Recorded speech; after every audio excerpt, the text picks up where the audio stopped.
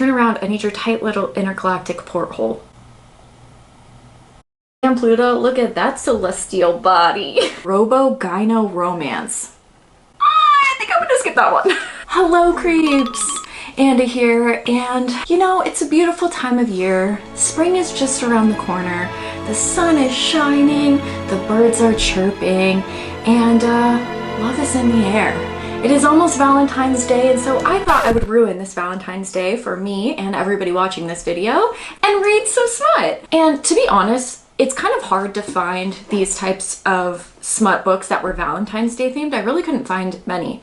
Don't get me wrong, there are some, but these are more the silly, funny type books. And by the way, if you like reading smut books, there's nothing wrong with that. I'm not making fun of you by any means, but a lot of these books are written to be funny, I think. Anyways, I was thinking, because I couldn't find any specific Valentine's Day romance books, what does love mean to me? And I really was pondering this, and then it came to me. Love is engaging in amorous activities with groceries. Love is fornicating with inanimate objects like bears, R.I.P. my childhood. And love is being pounded by a planet. So those are the books that I chose to read today. It's gonna be an interesting ride. The first one we're gonna start out with is this beaut right here, Bangin' My Birthday Bear. This is by Holly Wilde. Look at this cover, I just can't. I just can't get over how buff this bear is. So we're just gonna jump in. It's about a girl. She's celebrating, I think, yeah, her 30th birthday, and she bangs a bear. I also got this bookmark from a friend. It says, I don't watch, I read it like a lady. And I feel like this is the perfect bookmark to mark this occasion. So we're just gonna jump in. This is gonna be a smut reading vlog. You guys know these books make me uncomfortable, and I'm all cracked out on boba and ready to read some smut. So let's get into it. It says, are you ready to fall in love with the birthday bear? And I don't think I am.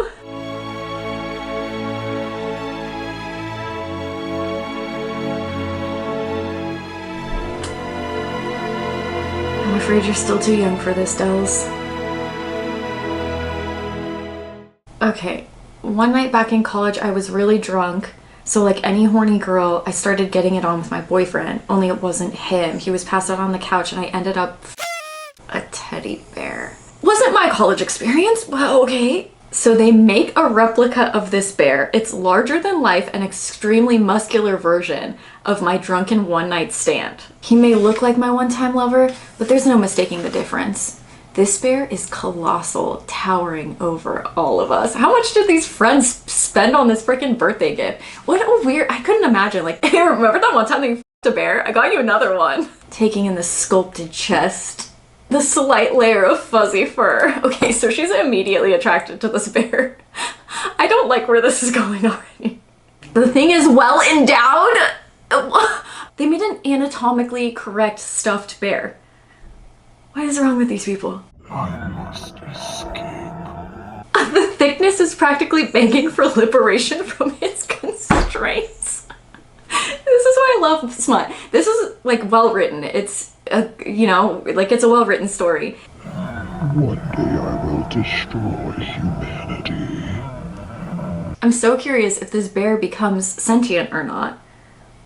Because it doesn't seem like he needs to be, honestly. She'll be perfectly fine with some stuff. Pull back just enough to see his bear hood? No! Don't like this at all. Don't like this at all. This is weird. Go to jail. The detailing is astonishing, with veins etched into its length. It looks soft and velvety? No thanks.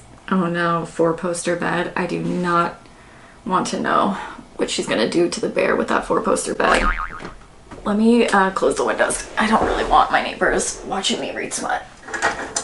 Sorry, readjusted the camera. I thought it was gonna be a minute, but things are already heating up. So she is in bed with the bear. Okay, she's getting into it. Fuck! And I use this as a weapon. My hand seems so small against his engorged bear hood. Oh, she really is assaulting this bear. Call the police. Oh no, she finds a button and clicks it. My mind is either playing tricks on me or the bear I was trying to fuck just wished me a happy birthday. The button on his back brought him to life. Like, I'm just picturing a robotic Teddy Ruxpin type of situation here, which freaks me out even more than an inanimate stuffed bear, if I'm honest. Oh my god. What is happening? I love the sound of his cock coming to life. Every time I read these books, I'm like, never heard that sentence before. His massive bear hood unfurls itself in front of me and bounces with newly found freedom. That is a very descriptive sentence about a bear that I did not need to read. Oh, ew. Perverted little bear! You know, this book has a good pace to it though. Usually these books are like, and then the turkey came to life and then I fucked him. This one, you know, is building the tension. Oh, that was aggressive. Ew. Jeez. That is the same friend that always texts me every time I read smut. If she knew what I was doing right now. God, it's so long. There's more. There's more. He keeps going. He just keeps going. Devouring him to the hilt. Jeez Louise. I'm sorry, what? My nipples directing the gyrations like an air traffic controller every time they bounce. Okay, that was a very creative line. Very creative. It would be so funny if he just ripped out her trachea during this. And then it ended with like, yeah, he's a bear, what did you expect? Because it keeps talking about how he's primal and he's like hunting her. Yes, he's girthy, we already know this, let's move on. Here comes the extra icing for my birthday, girl. No, keep that to yourself. Dude, he has said happy birthday 300 times while they were doing it. Like, I get it, it's my birthday, shut up. The entire room is coated with what looks like a layer of snow. Gone is the bear that once filled me with his massive girth. In its place is a small teddy bear the exact same size as the one I fucked that night in college many years ago. By coming for me, my giant bear released a torrent of stuffing. Yet he still saved enough to be able to stay with me. That's romance. Happy Valentine's Day, everyone. In fact, if love were fluffy stuffing, I would be even bigger than my bear's giant form with how much love I feel for him. Oh, so sweet. So sweet. And then there's a sneak peek of a different book called Caked, Sentient Objects Book 2. Okay, so it seems like she continues on to bang inanimate objects. So, yeah, we have that to look forward to. There's other books by this author, Air Peen, a sentient air exclusive. There's Seduced by the Soldiers in the Snow Globe, which is oddly specific. There's Pollinated by the Plant Monster, and Steel Stirrups, my Robo-Gyno Romance. I think I'm gonna skip that one. Okay, so Banging the Birthday Bear. Well written. I mean, smut is not my thing. To be honest, it makes me uncomfortable. It just isn't my book of choice. But if you're into smut and you would like to read about banging a stuffed animal, it's well written. It's cute. I don't know if that's the right word for it. No, but I would recommend that if that's the kind of stuff that you like reading. It was well written and stuff. Some of the other smut books are a little crazy, but that one was like, you know, did what it said it was gonna do. It's called Banging the Birthday Bear, and oh boy, did she bang that birthday bear. Anyways, I have some other stuff to film. I'm gonna reconvene with you a little bit later and we're gonna read Pounded by Pluto. So see you soon, can't wait for that. Are you ready to be pounded by Pluto? That sounds like fun. Yeah. And we're off to Pounded by Pluto. So this guy is by Leonard Delaney.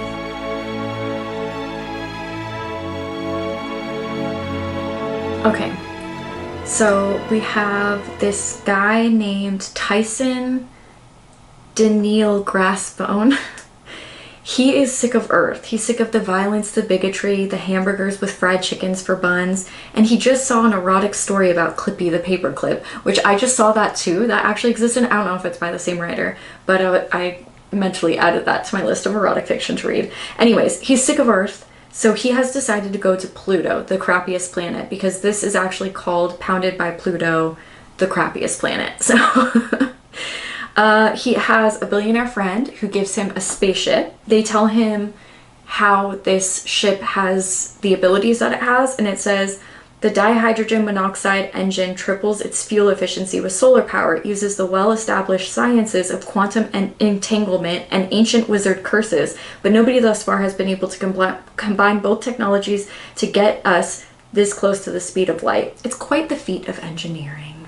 And as he's leaving Earth, he can make out a rotating bucket of fried chicken, advertising fast food, and nearby neon boobs leading the way to a strip club. Good riddance, Earth, he says.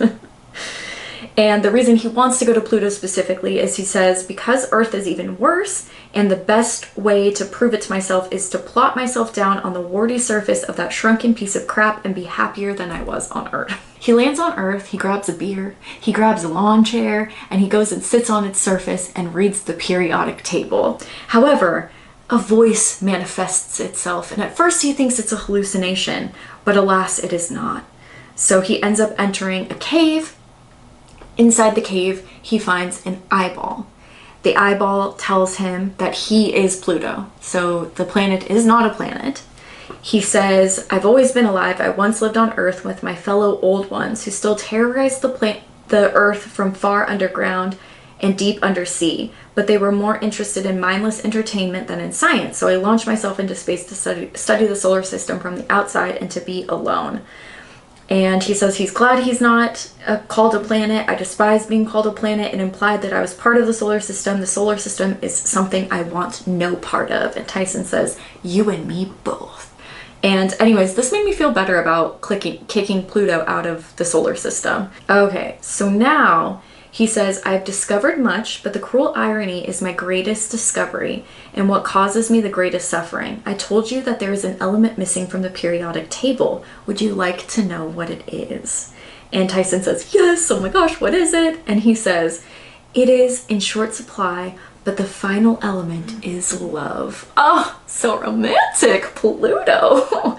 And then, don't know what the fuck this means, but Tyson agrees, and he says, yes, it checks out. If love were the 119th element, it would unify classical and quantum... Hold on, I gotta read this to my husband. This is insane. If love were the 119th element, it would unify classical and quantum physics. It would complete the grand unifying formula for gravity and all atomic forces of attraction.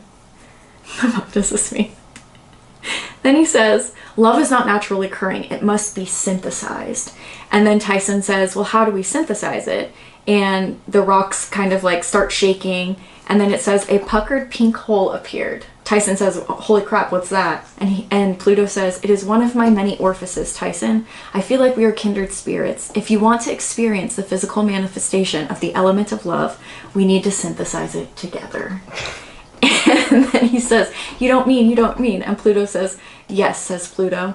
Tyson, you need to fuck me for science. Isn't that amazing? Pretty good.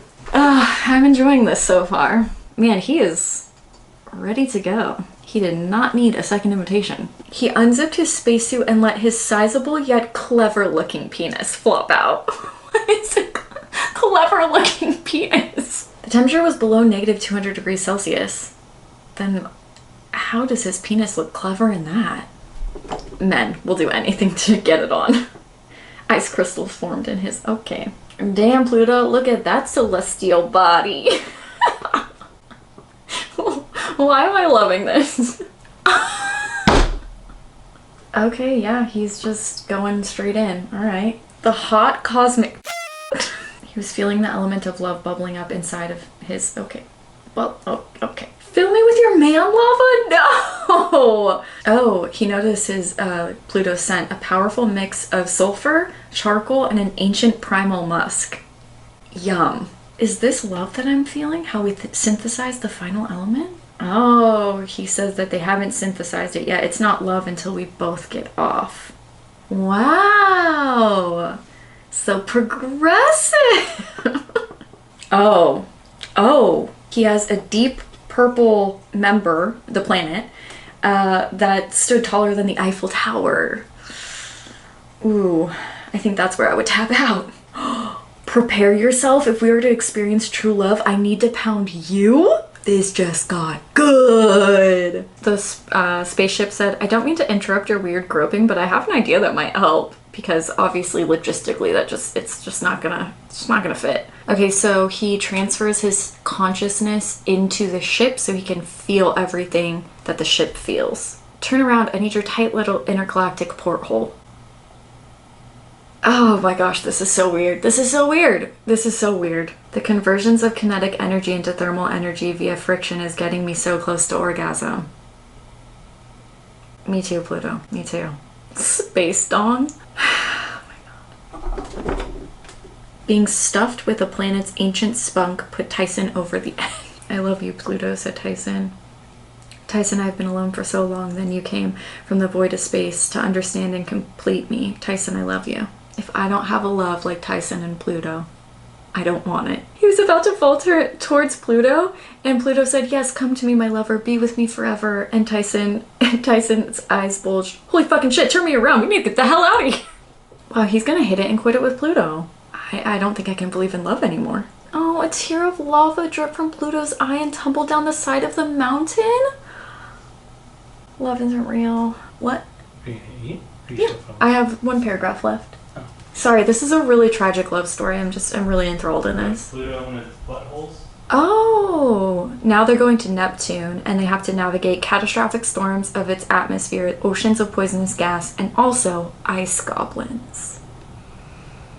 And it says Tyson Daniil Grassbone will return in the next episode. So I think he's gonna fuck more planets. That was really fun. I don't know why I enjoyed that so much, but I really did. That was hilarious. I'm a fan. And I need a break from the smut, so I'm gonna see you tomorrow with the last one. we need a break, right? We can't read about planets being pounded anymore. Welcome back. Who's ready to get bagged by some groceries?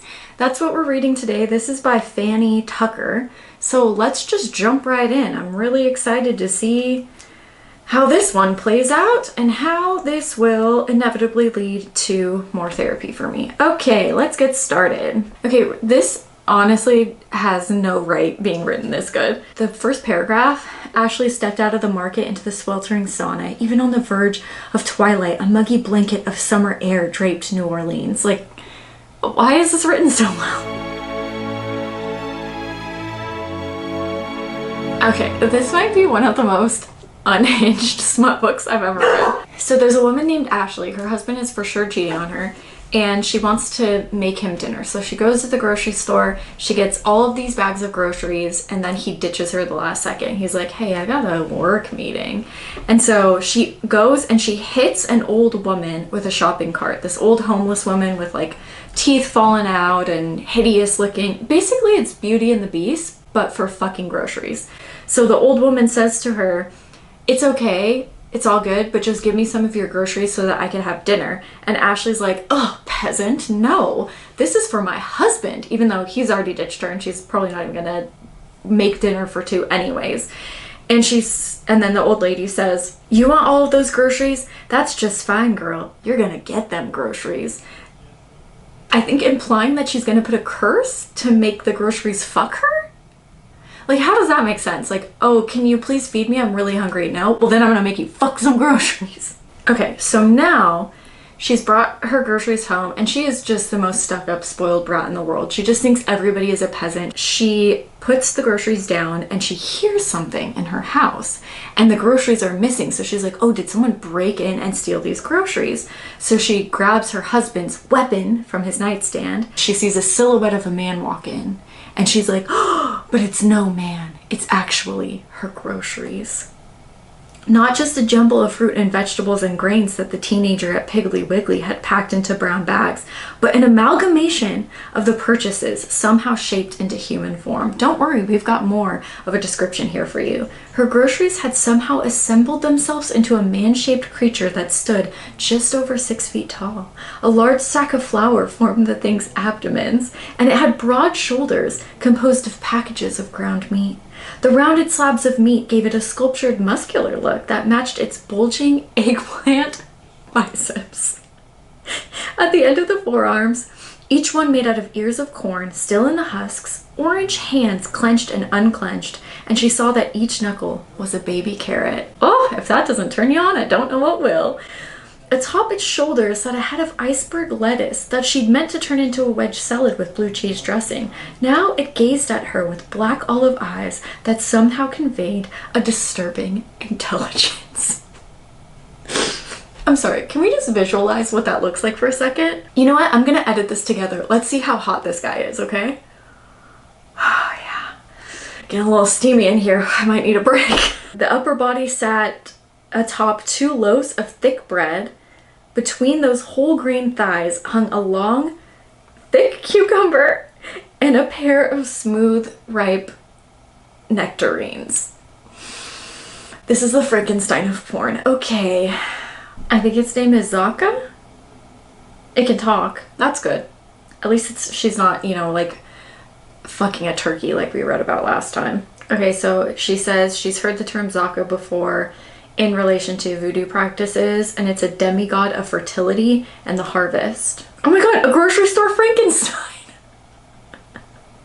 We are on the same wavelengths, me and you. And then she hears the old woman's words replay. You want them groceries? That's just fine, girl. You gonna get them groceries.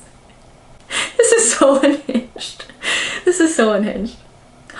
She said, what do you want from me? And he said, to plant my seed. Rise, woman, give me what is mine. And he grabs her by the waist and presses his stiff green vegetables against her belly, licking his lettuce lips with a tongue that might have been a thick slice of ham. Ew. I'm just picturing these eyes looking into yours. There's nothing that could make someone more dry than looking into those eyes. Lady, they're fruits. Fertile soil for my seed.